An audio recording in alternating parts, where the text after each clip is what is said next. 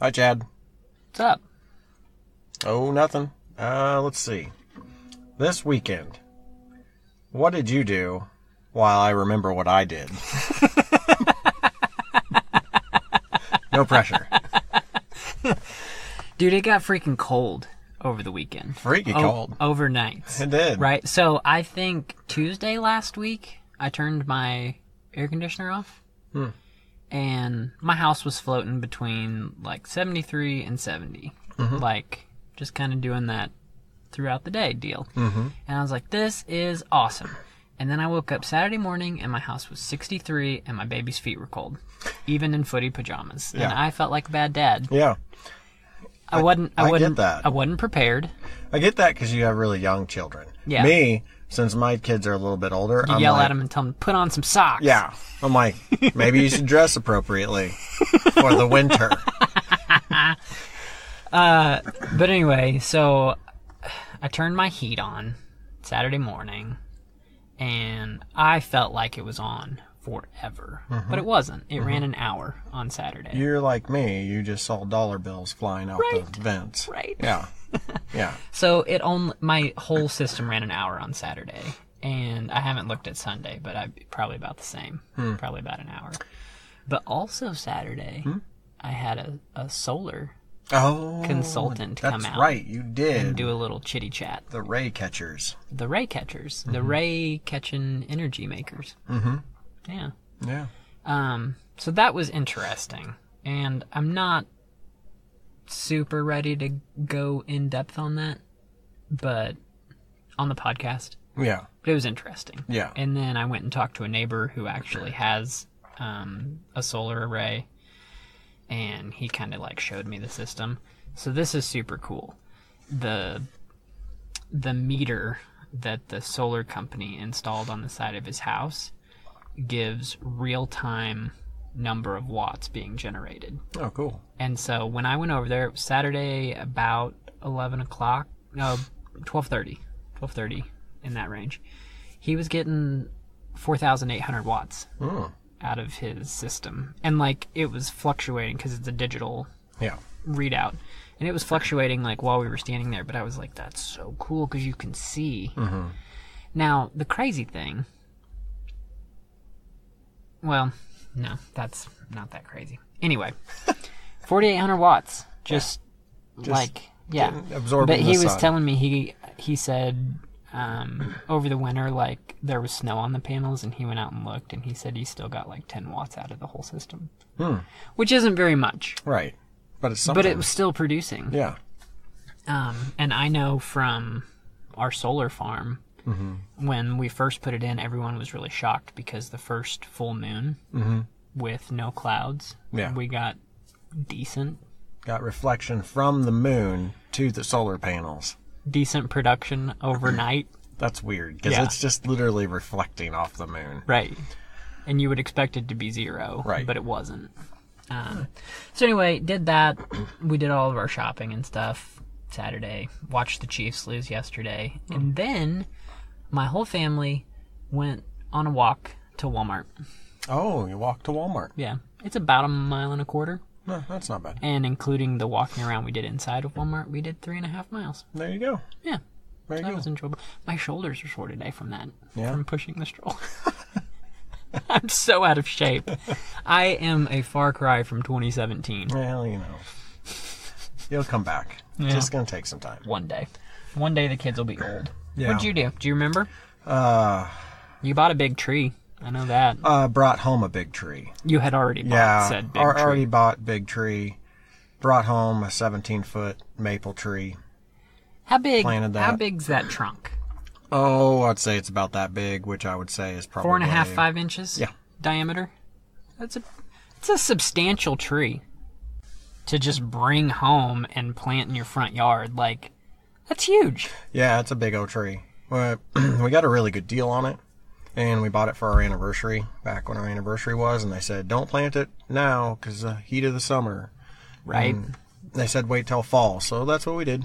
Nice. I already had the hole dug because I had rented that tractor and went ahead and dug that hole last month and just left it there. And it didn't fill in with all the rain we got? It was a small pond. Well, that's not what I mean. Like, the water didn't, like...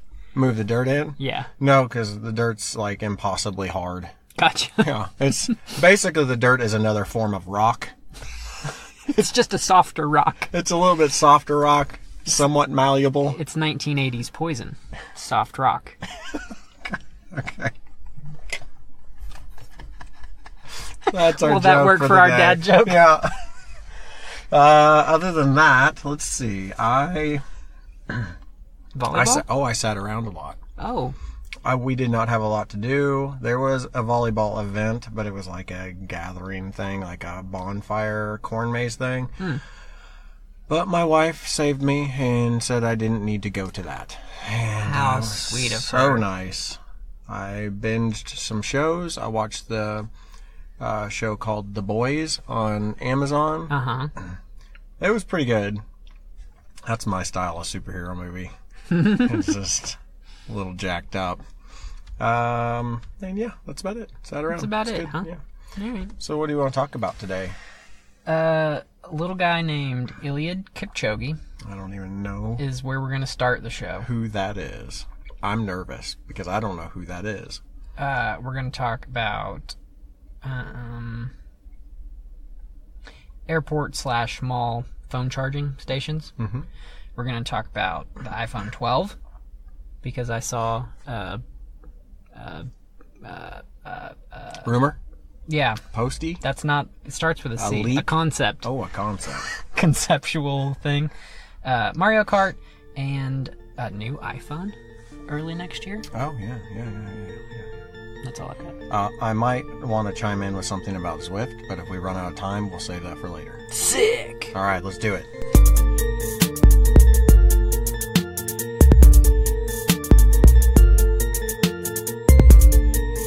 Welcome back to Lunchtime Tech Talk. I'm Chad. Yeah, I'm Mike. I'm Mike. Eliud Kipchoge. Never Ever heard of him? heard of this Kipchoge guy. Have you heard of Project 159 Why does it sound familiar? from Ineos and Nike? So, Sounds so familiar, but 2 years ago, they went to a racetrack, like a NASCAR racetrack, I know what you're going to talk and about. tried to break the 2-hour marathon barrier. Yeah. Kipchoge of somewhere in Africa. Is that I what can't that dude's remember. name was? Yeah. I looked at him all weekend. He has the world record for marathon at 2:01 something. Is that official? Official. Okay. That's the official record.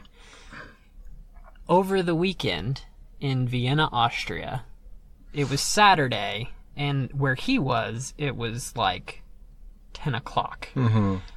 Where we are, it was between the hours of midnight and 2 a.m. Yeah. Friday night, Saturday morning. Uh-huh. So Sunday, I found a replay from the Olympic Channel. 2 hours and 45 minutes. Oh, the whole thing. No commercials. And I just watched it. So Sunday morning, my wife ran up to school and worked on her classroom a bit. I had the kids. They watched cartoons. I had an earbud in and watched this on my phone. Yeah. And got super inspired and everything. But I have pictures here, and sorry for the listeners, you can't see pictures. But this is why it factors in to our tech podcast. Okay. Do you see this car Yeah. Yeah. with the laser lines? It's got lasers. Okay. Got to describe that. What's it doing? These are, the car was a pacer. They were going for 2-minute, 50-second kilometers. Yeah. Repeated. Just Which over equates and to over. what, like 433 miles? Yes. 433. God, dude. What I also That is saw... so fast. Here's a different way to think about it. 400 meters, one lap around the track, Yeah. 68 seconds, Consistent. which you and I know is it's difficult. It's difficult. It's a sprint workout for us. Yeah. 105 times. All right. Cool. But- Easy run then. The tech part of this, they decided that an inverted V with So if you think about Mighty Ducks, they Yeah. have the flying V. Right. There's one guy out front, Uh-huh. and then there's two, and then there's... Like birds. Yeah, like birds. Yeah. And then, like, there would be a guy at the back. Well, this is the other way.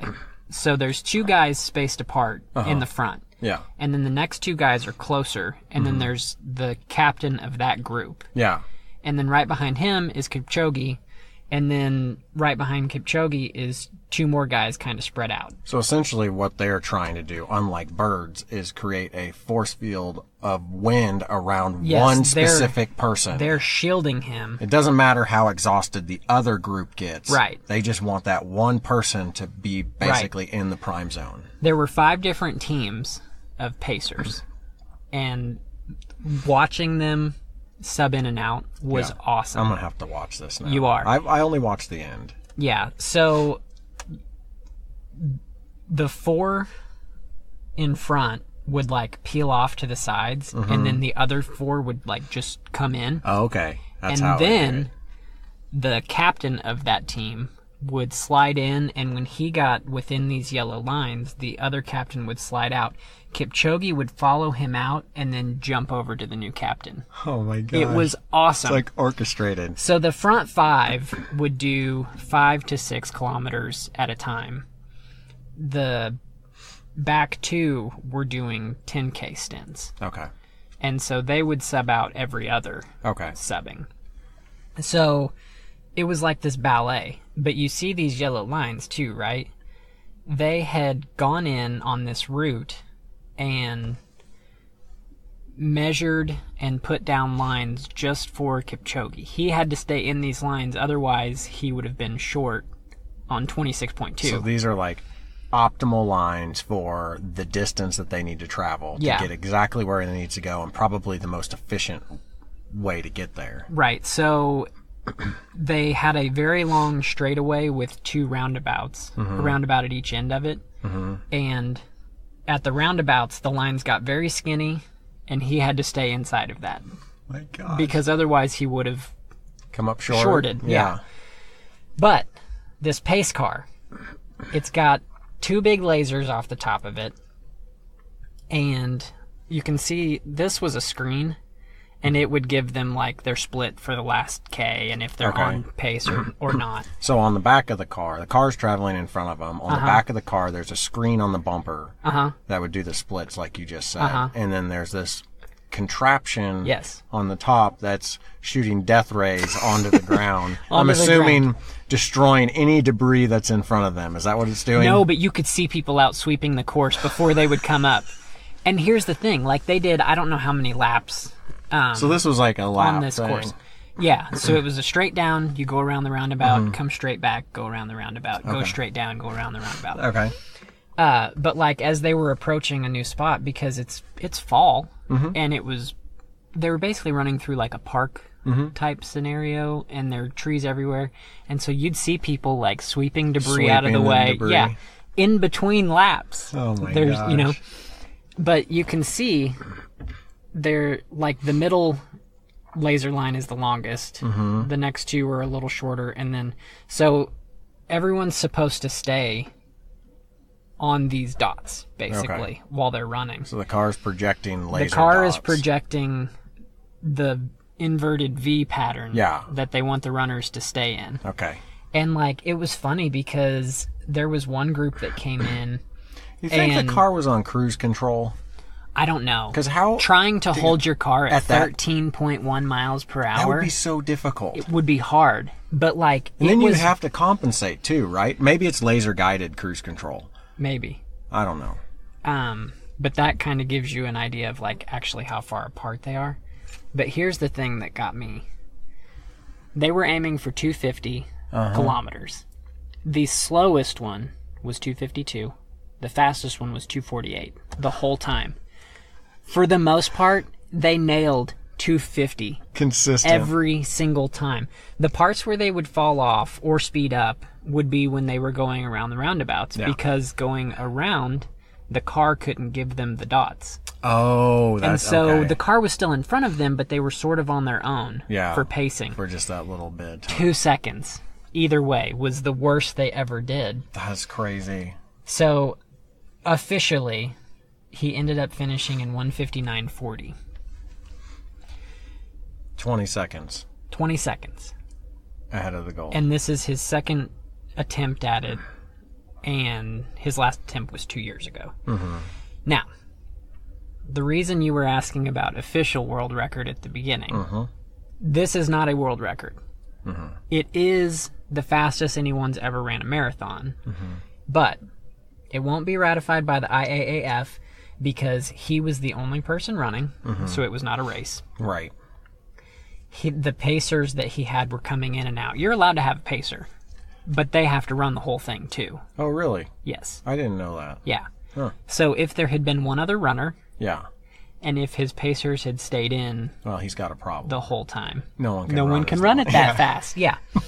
The third thing was he had a guy on a bike riding next to him, handing him fluids rather than him having to pick up fluids off of a table. Gotcha. So those were the three main things. And yeah, that's... You know what's really... He did it, though. Everyone thought that... You know, there was a time when they thought 4 minutes for the mile was unattainable. Right. And then Until that Roger happened. Bannister did it. And now That was people what, do it all the 60, time. 60 Something in the yeah. 60s. And then... I think we'll see a marathon break 2 hours in the next 5 years. So Tokyo is the next Olympics. He won Rio, which was in which was in 16, right? So 2020, next summer, is Summer Olympics in Tokyo. In Tokyo. And he's gonna run, like, I don't know what the course looks like. My question is also, what does the air quality look like? Because remember the China one? Tokyo's pretty clean. Okay. China is That was rough. pretty smoggy. Yeah. It's like they were running through an exhaust pipe. Yeah, in 08. That was not great. It was like health concerns. Yeah. So Well, in Rio, they had all the stuff with the swimming. Remember, the water was, like, toxic? no, I don't remember that. I loved watching the like swimming stuff, so I probably Well, knew not- about it back then. Not pool, when the open water stuff. Oh, okay. Yeah, so any of the open water swimming or the kayaking or the That's like right. all of that stuff, they were like super concerned about. Yeah. Please don't get any in your mouth. I know you're trying to swim, but don't Get water don't in your get mouth. any water in yeah. your mouth. And if you fall off your surfboard or whatever, which you're gonna do, Yeah. Good luck. don't die. Well, that is awesome. You said that this got you all super like pumped up and all that. Yeah, It kind of did me too. So I went out and I ran 6 miles. I saw that. And I did it at that pace. No, you did not. In my head. Strava will tell a different story. Strava will tell a different story. So, how did it motivate you? What did it make you want to do? Well, so I hadn't watched it yet on Saturday, but it made me agree to go for a bike ride with my friend on Saturday night. Well, yeah, that's good. And then it made me want to go for a run, but I had the kids by myself. Yeah. And so we ended up all going for a walk. There you go. But You a got long out. walk Yeah. You know? got out. for us. Yeah. A long walk for us. Well, 3 miles is a long walk for just about anybody. That's true.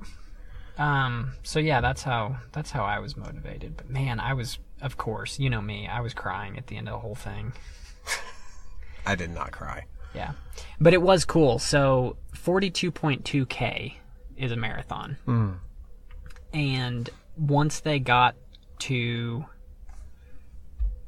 like 41 and a half, like the V separated. Yeah. And he ran through the middle of them. Yeah, that was cool. That's what I saw. And then behind him, like, you just see them like clapping and whooping. Because they know and, he's going to do it. But it's weird because normally when you see the finish of a race, the people behind the guy in front are trying to catch him. Right. And so this was so different. Yeah. Because it was just... And They were these were cheering. all... Like, they just finished with Worlds a couple of weeks ago for running, for track and field. Mm-hmm. And so all of these guys extended their season to help him do this. So they kept training past Worlds to come and help him do this. We're talking about 25, 26, 27, 28, 29 to 31 people. Yeah. World-class athletes that are like, hey, I'm going to help this guy. And that's never what running is. Well, running is so individualized. To be part of it, would be huge. The Yeah. fact that you could even run that quick, right? Like, Right. if you are at that level, it's amazing to be Yeah. able to go that We're quick. talking 14.5-minute 5Ks. All of you, Hold on a second. probably not all of you out there, but most of you out there have ran a local 5K. And for the most part, if people are under 30 minutes, they're like, sick. Yeah. I did it. Oh, yeah. 30 minutes is definitely the Yeah, main 10-minute benchmark. 10-minute miles, like, cool. Yeah. 14.5. Dude, Repeated that's for 42.5 kilometers. I just don't. 8 point whatever 5Ks at 14.5 minutes per. I would say the human body is amazing, but I really need to say certain human bodies are amazing. Yeah. Because I don't think that anybody could just do this. I think you could have, like, say, like, you could do that creepy scientific thing where they take kids and they train them their whole entire life and, like, from birth to whatever. And I really do, Which is in a way what he's done. but I don't Because- think that you could get a group of people and train them super hard and that they could get to that level. I think only You have to once enjoy in a it, while first would they of all. get there. You have to enjoy it. Yeah. And so they told, obviously, we had 2 hours to talk about things. Mm-hmm. So they talked about his growing up. His school was a couple of miles away. Mm-hmm. He ran there in the morning. Mm-hmm. He ran home for lunch. Mm-hmm. He ran back, and then he ran home. Mm-hmm. And so he's got that going. They're already. like, dude, you've got 30 minutes for lunch. How are you going to get all the way home and back? He's like, don't worry about it, bro. Don't worry, bro. And like 2 minutes later, he's at home. Right. What? And then his family had cows, I think, and so they sold their milk in the next town over. Mm-hmm. And so he rode his bike there to sell their milk. Mm. So, like, he's been active from very early. Yeah. And he's been marathoning for a good long while. Yeah. But 2 years ago, he tried this and he failed. Mm-hmm. Failed. It's such a relative term. But they were on a track. But they were on a track, and I don't know. It, like, the way they did the roundabouts, like, he would go left around it the first lap, he would go right around it the second lap. Okay, so figure eight style. Kind of. Mm-hmm. And so, obviously on that track, NASCAR track, Mm-hmm. he was just going left the whole time. Mm-hmm. And that's probably not ideal. There was also no crowd. There was a huge crowd for him on Saturday. Yeah. And so, like, he said that he really gets amped up, and, like, they're pounding, like, the whole 2 hours, they're out there, like, cheering him on and stuff. But he's been training for this for 4 months. Yeah. And when he started, they said he wasn't really running. He was doing 114 miles a week. Oh yeah, not running at all. But he was, like, doing gym work and, like, doing step dance classes and, like, working on getting his strength up. Yeah. And then he got into increasing the running, training with the different groups to make sure that their pattern's right and everything. And so it was just super cool. That's awesome. So on my run that I did that mimicked his, I had some cheering squad. I don't know if I told you this or not, but I had a cheering squad. Yeah. And it made Did you get Run Forest Run? No, I didn't okay. because these cheers don't speak English. Oh. So I was running and I crossed paths with a dog boarding area. Oh. And one side of the fence was giant dogs barking for me. And the other side was tiny dogs. And there was probably 30 or 40 of them. And I thought, you know what? I bet you that's what he felt like when he crossed the finish line. I'm like, that's my cheering squad. Right. They're like, go. I know they wanted to, like, eat my leg, but I was pretending. They just wanted to run with you. Yeah. That's all the dogs want. Yeah, they're like, go, They just go. I'll go too. Yeah. I'll go too. Yeah, I'll go. All right.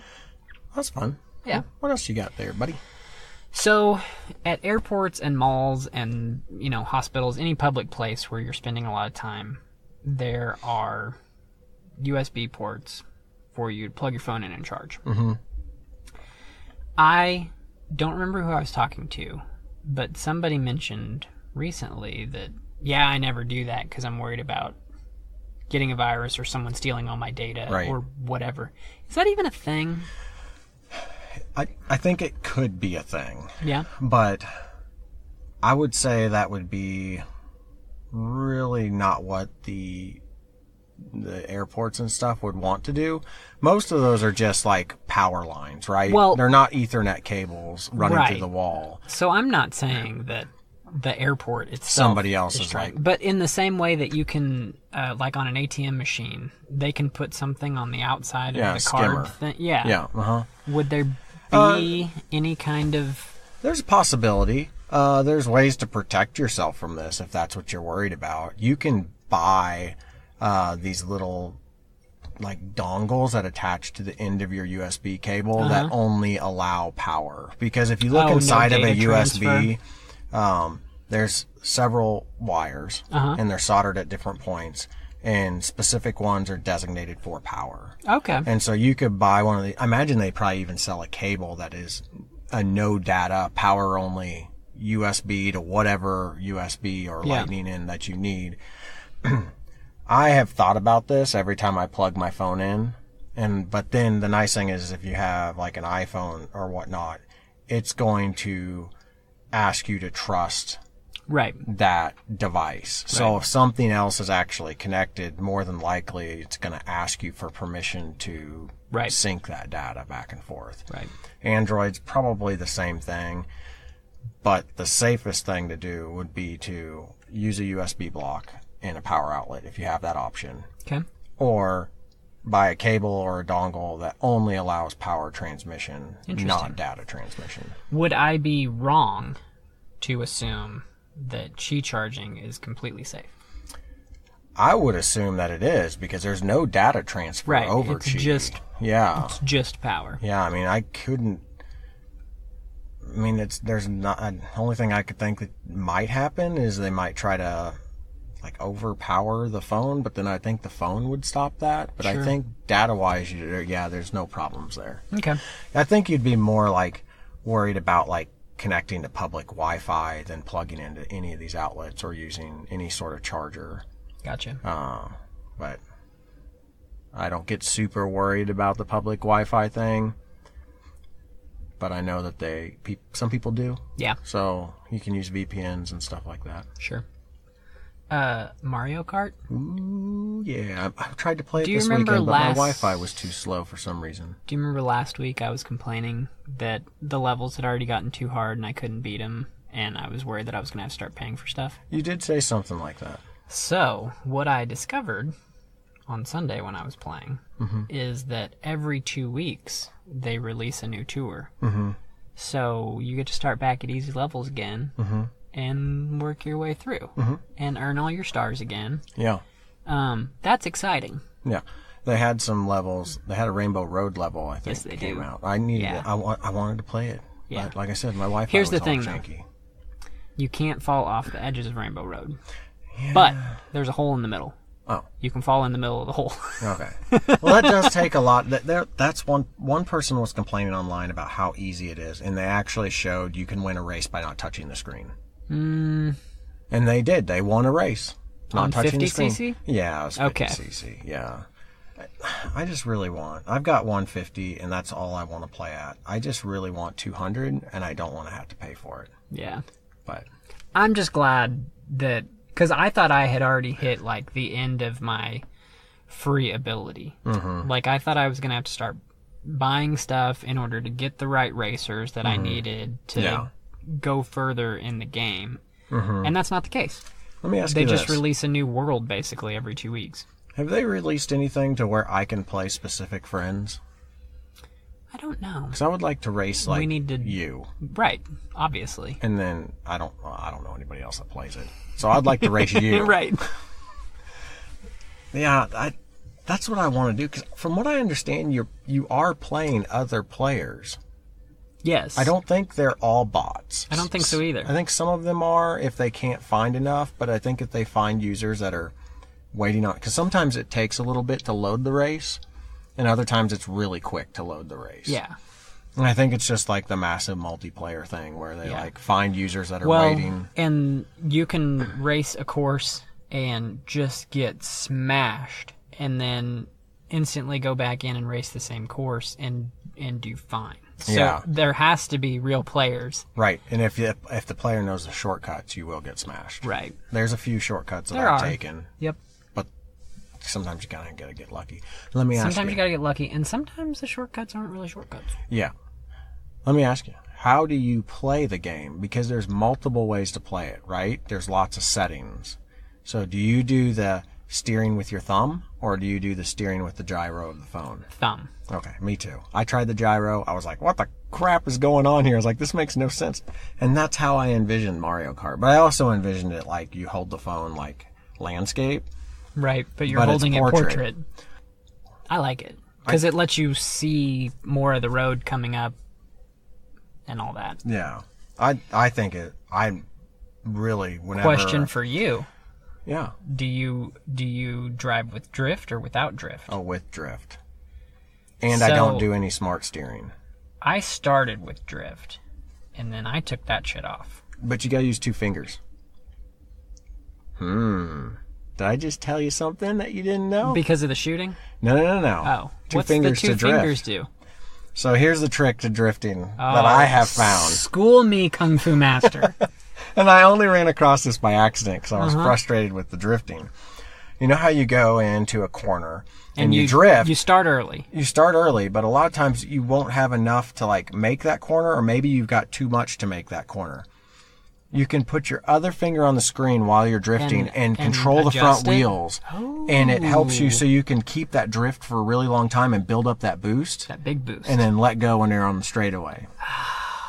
Well, now I'm going to have to switch back Yeah. and try that a bit. Yeah, I think that is the trick. Because you can still get into a drift without drift on. Uh-huh. But it's less controllable. You can't start early. Right. You don't get the same fire out of the corner. With 2 finger, if you get it down, you can start like way before the corner starts and build up your boost, and you can basically get your cart sideways going full speed, and you come out, if you're going out of a 90 degree, you can basically just let go and it'll shoot you forward. Okay. Tricky. Okay. Now we're talking. You're like, can we end this podcast? I want to play. I need to go play.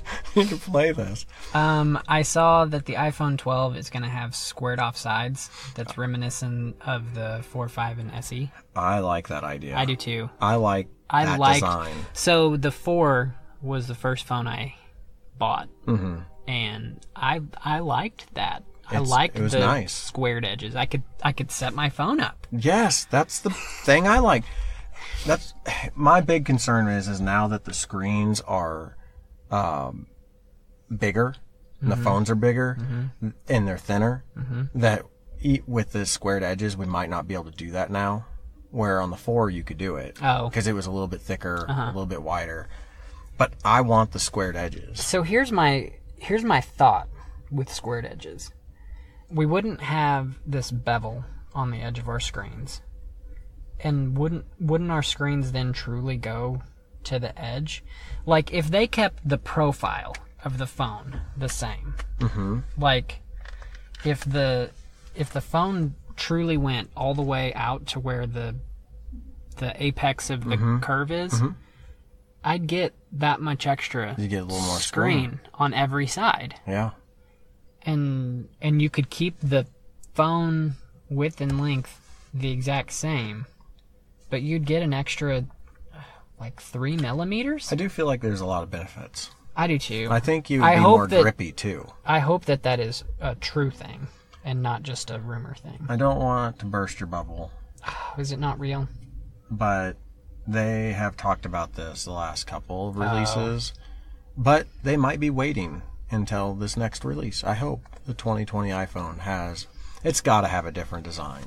It's got to, because we've had the same one. It's been pretty much the same. I mean, yes, we've got a different screen on it, right? Because the 10s and the 11s are different than the 8s, 7s, and 6. But really, that curved edge like that has been around since the 6.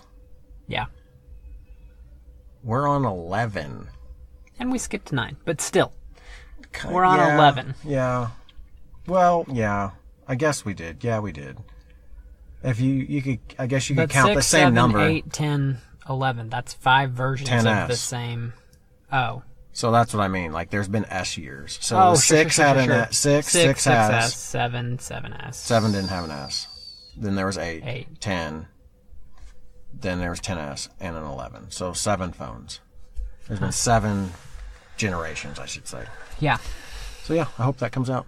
Me too. iPhone. Okay. I don't know what TF Securities is, so I'm going to start there. Mm-hmm. But a TF Securities analyst named Ming-Chi Kuo. Yeah, Ming-Chi Kuo. Okay, you know who he is. Yeah. Says that Apple's going to release an iPhone SE2 in the first quarter of 2020 for $399. This could be a big deal. The SE was, I think, a pretty big seller. I don't really know for sure.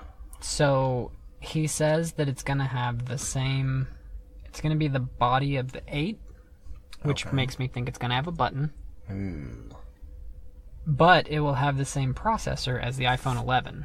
Oh, God. So what he was, don't have the button. what he was saying was he thought that they were going to use all the trade-ins and refurbs of the 8 body, maybe produce some more too, and then put this new hardware and software inside of it. Mm-hmm. There was not an Apple rep available for comment.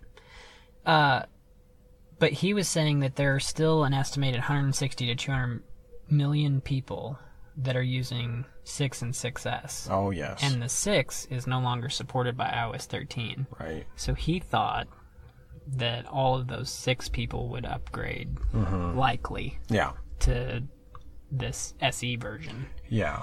But it's supposed to be a big leader for, according to him, for Apple for the next year. Well, at that price, it's a good $400 price is to get people in. Because, I mean, if you paid that monthly and I bet they're probably still going to do some kind of trade-in if you have a 6. I would bet.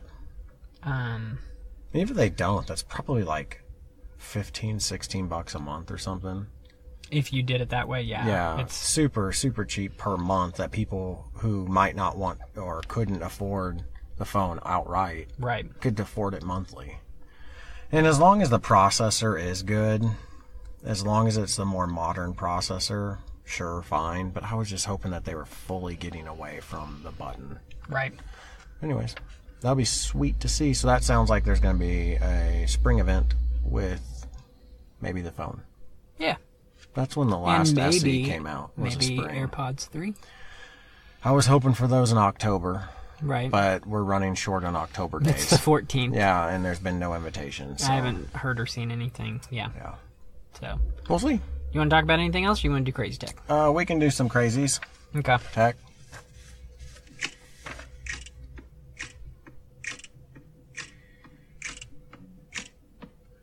So we're a tech pod, sometimes crazy tech pod, just can't get enough pod, record in our car pod. That's all I got. I didn't want to do the rest. Didn't want to do the rest. Well, that was good. Thanks. That was really good. You took a modern song. Very modern. And you made it ours. I did it. We took it. That's going to be the next big hit. Just that hook. Well, I'm assuming you've got a crazy tech. I do. Good. I'll let you go first. I saw this last week, and apparently, I think the brand is Lumos, but Lumos makes a bicycle helmet that is apparently also sold in Apple stores because it connects up with your Apple Watch and iPhone or whatever. Okay. But they're coming out with a new version. It's called the Lumos Matrix. And it has a row of white lights in the front, LEDs. And it has, I think, on the back, like a 7x12 matrix of LEDs. Okay. It can be all sorts of different colors. You can program patterns into it or whatever you want. when it senses that you're slowing, it gets bright, like a brake light. Oh. And it also So it's has... got like a little gyro or something in it to accelerometer. Yeah. Okay. And it has turn signals. What? Yeah. How does it know when you're turning? You can either use your Apple Watch. Okay. There's an app that links up, or I guess a complication on the watch. Yeah. Yeah. Complication. Or it comes with a Bluetooth thing that you mount to your handlebars, a left-right. Okay. So like a little turn signal. Turn signal indicator, yeah. And so what it does is it runs across an arrow, like pointing which direction you're going, depending on which way you're turning. It's $250. A super high-end bike helmet is over $200 anyway. Right. And this one links up. It'll also do some like crash alert stuff. Oh, okay. Because it's linked up with your... I know the new Apple Watches have fall detection anyway, but if you were running your Series 3, it wouldn't. The helmet would do all the stuff to alert everything. I don't think it was available yet, but they were doing like pre-orders. Oh, okay. That sounds pretty cool. I like the turn signal thing. Yeah. That's cool. So the way it linked up with your Apple Watch was it paid attention to what hand signal you do. What? Okay. And then... that way you could do the normal, like... Right. You can do the normal left arm straight up for a right turn, and then it will also signal on your back for all of the drivers out there who have no idea what the manual hand signals look like. Is that guy flipping me off? What's that guy doing? No, He's just waving at me? Why'd he turn? Yeah. Maybe he was telling me bye. Or you can use the thing on your handlebars. That's cool. I like this. And notify it that way. Yeah. It's a little safety thing, but fun tech. Yeah. Super smart bike helmet. Yeah. They're gonna have a MIPS version. Oh, yeah. After they release. And that's a extra special crash thingy, right? Yeah, so it's supposed to... So inside of a bike helmet, you just have hard foam, basically, and that's what protects your head. The MIPS layer, it stands for something, it's an acronym, but I can't remember what. The MIPS layer allows for your head to move within the helmet, which reduces forces when your head hits the ground. Yeah. Or whatever your head hits. But it allows for a rotational force to be absorbed by that MIPS layer. Yeah. What do you got? I was just kind of... This is something that I got advertised to me, and I think it's because I follow so many, like, yard working things, like Ferris and Still and Echo and all those.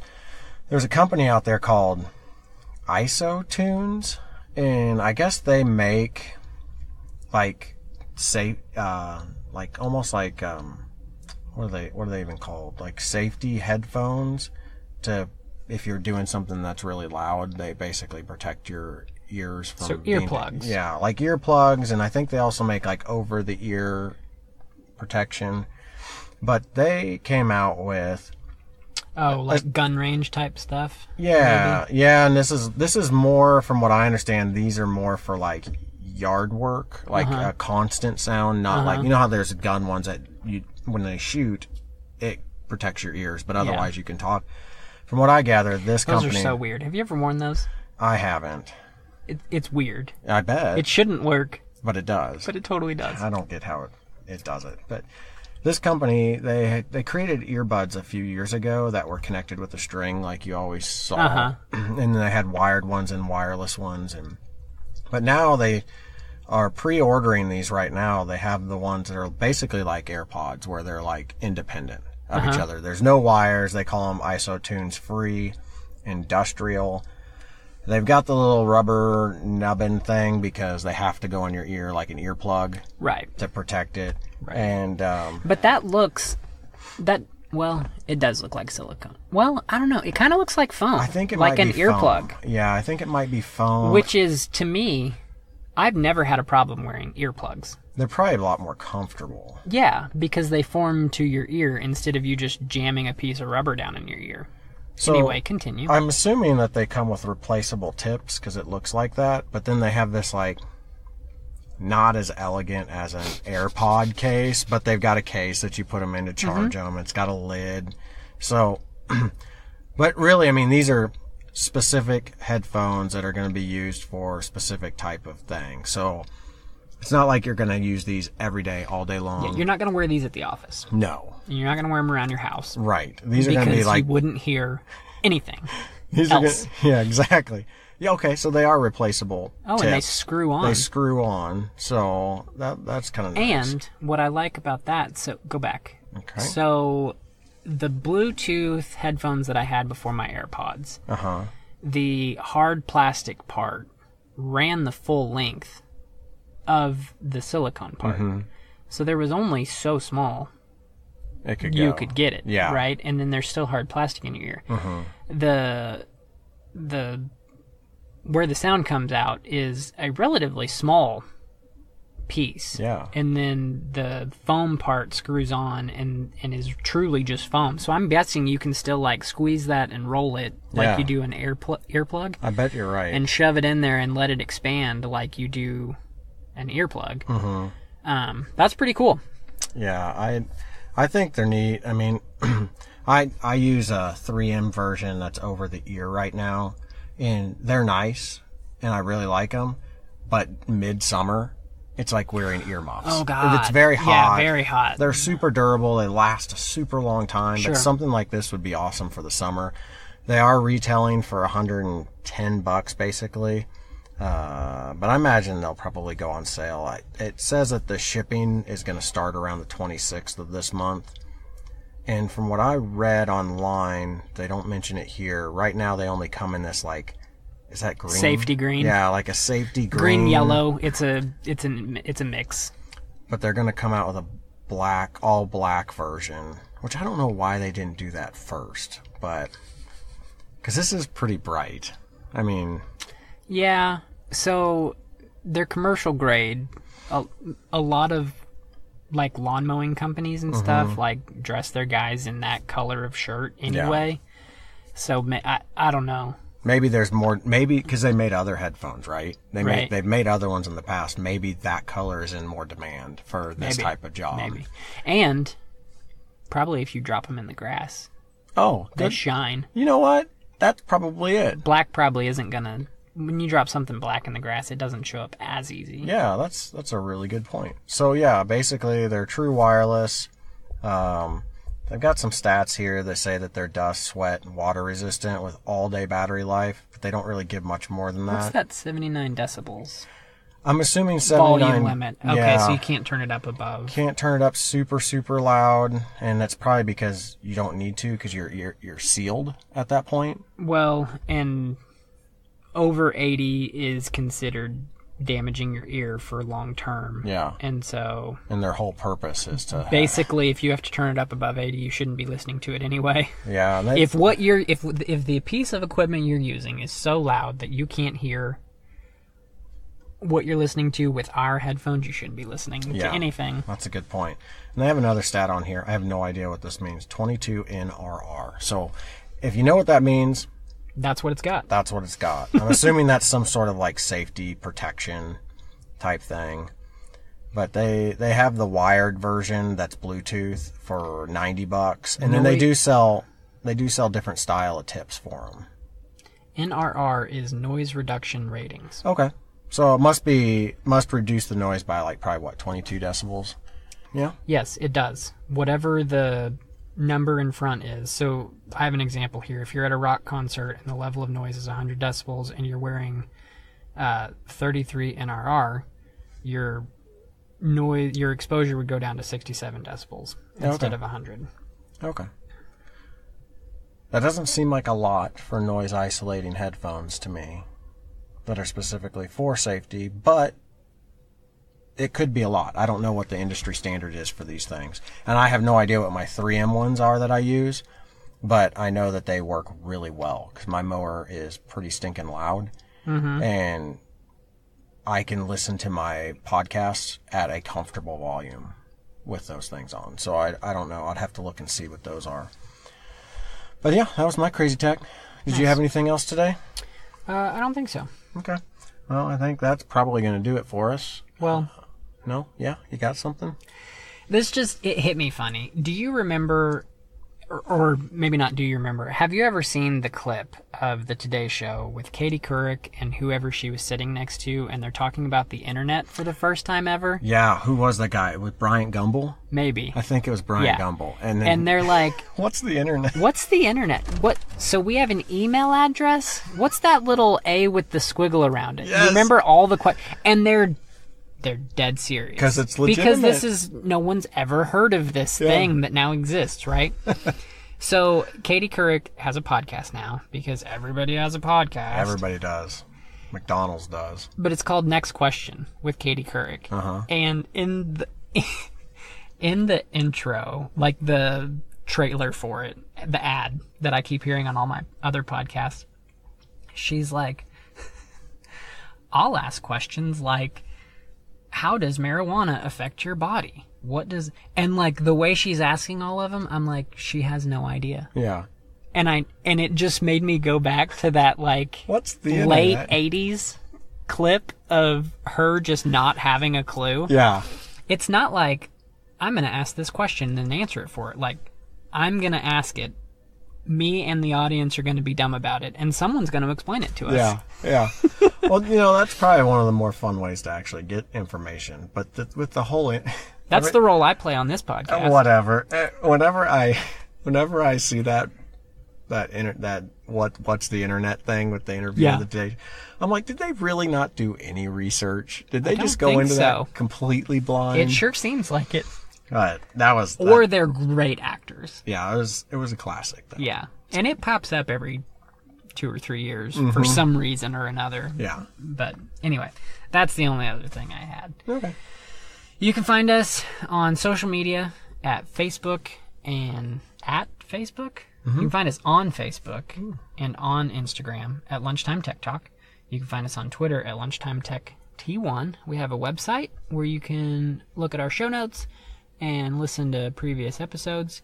We also have our episodes out on Apple Podcasts and Spotify and Podbean and wherever else you listen to podcasts, because actually, you know what? If you have a favorite place and we don't show up there, you should let us know. Because as far as we know, we're everywhere. That's what we've been told. We're even on YouTube. You can go out to YouTube and search Lunchtime Tech Talk and listen to our stuff there. And if you know Marcus Neal and you listen / watch his vlogs, he was playing us through YouTube. Yeah. He was holding up the phone. Yeah. So I can't remember. It was like number 265 or something. I don't know. The one that was released this last week. Yeah, something like that. Yeah. And he was playing our episode 33. Yes. It's a beautiful moment. Yep. And you can find me on Twitter mostly. You can find me everywhere else, but I pretty much only check Twitter at MSUMac. That's MSUMACC. Mike, where are you? You can find me on Twitter, not all the time, but I'm there, at run_bike_Mike. You can definitely find me on Instagram. That's my primary thing. At RunBikeMike. And pretty much everywhere else at RunBikeMike. So you've been saying that for a while, and you even include Zwift in there. And I did not even connect the dots until we rode together Saturday night. You used to be Mike Mitchell, WKG, C. Yeah. No. And you've been saying Run Bike Mike, and I've been like, yeah, of course he is. He's Run Bike Mike everywhere. And then when we got on and I saw that you were Run Bike Mike, I was like, that looks weird. Yeah. That's me. That's you. Yeah, so if anybody follows us, they can recognize me really quick on Zwift. That's right. Yeah. All right, that'll do it for us. All right, thanks for sharing your lunch with us. Yep, and we'll see you next week. Bye. Bye.